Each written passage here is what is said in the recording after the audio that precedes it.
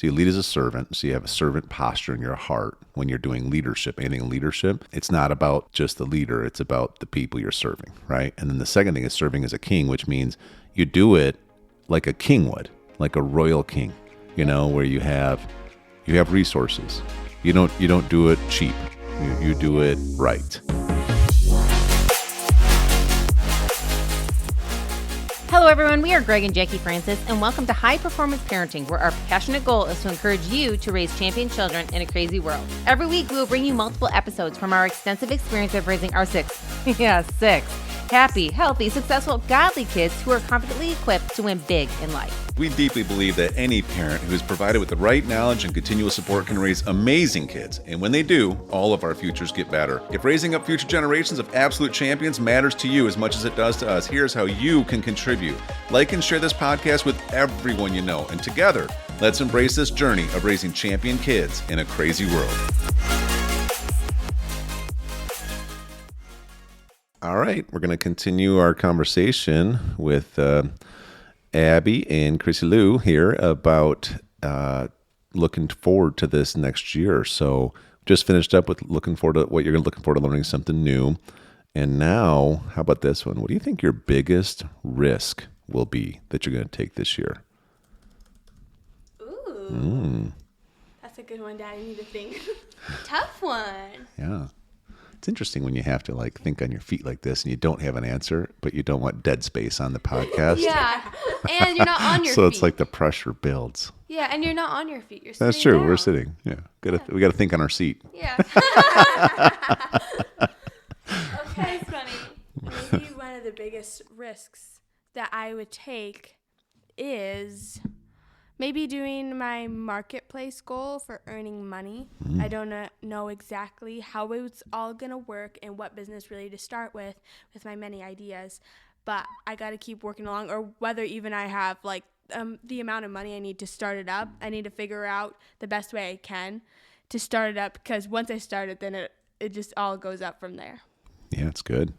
I feel like it's fun having a life where you can have a balance of risks and a balance of, I don't know, playing it safe, I guess. But you don't want to be too risky or too playing it safe. So I said, yeah, I feel like it's really fun having these 12-week goals about like whether it's spiritual or marketplace. I think that's really fun. And I think, I don't know what risk I'm going to take. I feel like I've mentioned my starting a new business quite a bit, but I feel like that's probably going to be a risk of trying to learn something new in such a quick time. I'm trying to launch the whole thing in 12 weeks, and I feel like that's kind of a risk to try to launch it so quick, but I know I can do it because I can do all things.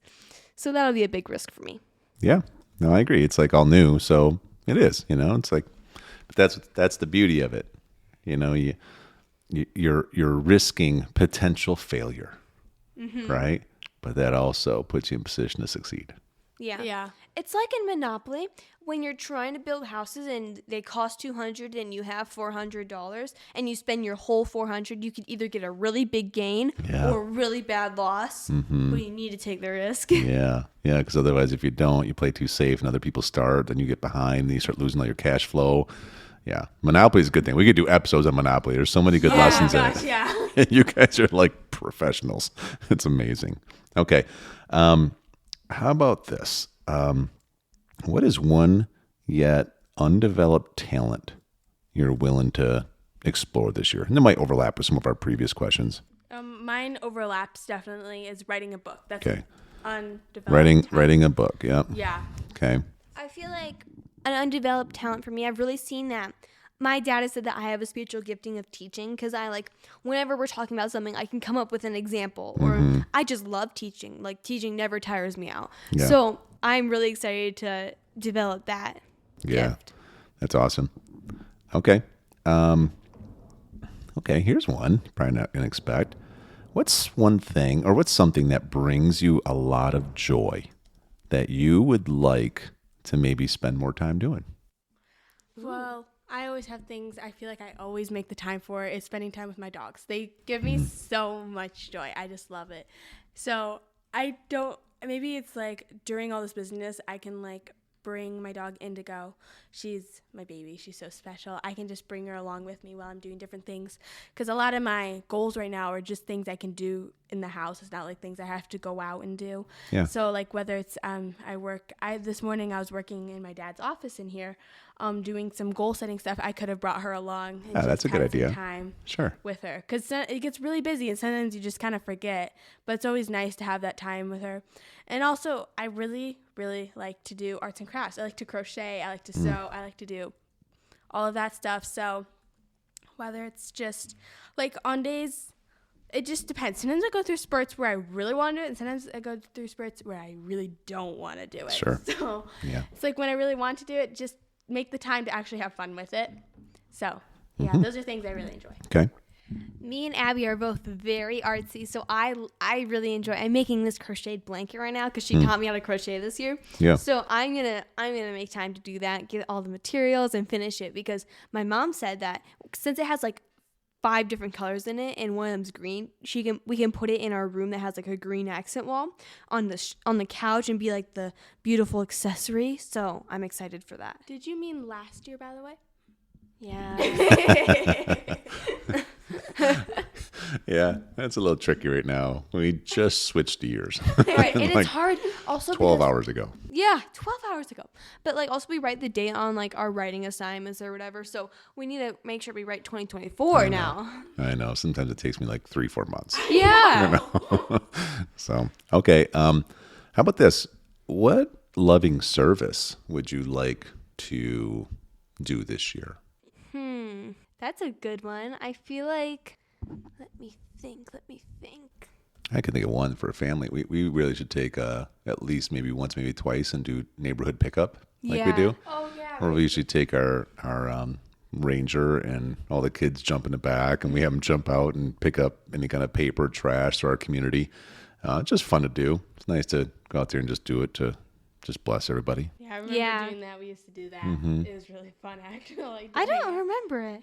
And I'm sure we made a competition where whoever can make I'm pick sure up we the did. most Remember- trash is the winner. You know, another thing we haven't done in a while that we used to do at the lake house is we used to, remember we would make, whether it was like a Christmas card from our family and it Yeah. had scriptures on it, and we'd print off, whatever, 100 copies. And, And we would, wrote on and we our would- ranger and went to we would everybody's drop them off in mailboxes. everybody's mailboxes. We should do that here in our community Yeah, again. that's a great idea. Yeah, it's good. I'll write that On the down. house, it was like we had a dead end, so we were near. We would go up and down, and we'd go in all the houses. Wow, you almost just fell off your chair. I did. I need a video of this. It's kind of, you guys would be entertained if you were watching this. How they're both fighting over this microphone. They're both almost falling off their chair. They're stealing each other's pens. Like, Yeah. there's a lot Yeah, going on right. off microphone here. Crissy tried to steal my pen that I was using. And Abby's like, you have a pen right You there. guys are starting to get a little giggly and goofy because we've been doing this for like an hour now. Yeah. And you need a break. And it's hard to sit still. I'm like planking my my chair against Abby's, and Dad's like, don't do that. Stop making noise. Yeah. Okay. All right. So what are they? Oh yeah. you guys threw me there It's for a not minute. just us, Dad. Apparently. Wait, so what's the question? Yeah, exactly. What is the question? Loving service you're yeah. gonna do this year. Wow. Oh my. Okay. Oh, let's think. Loving service. I think. And I can think of one for you. And didn't you say you're gonna do something to serve in the church this year? Yeah, I did. So we went through the DNA class at our church talking about the culture and how it started and all that.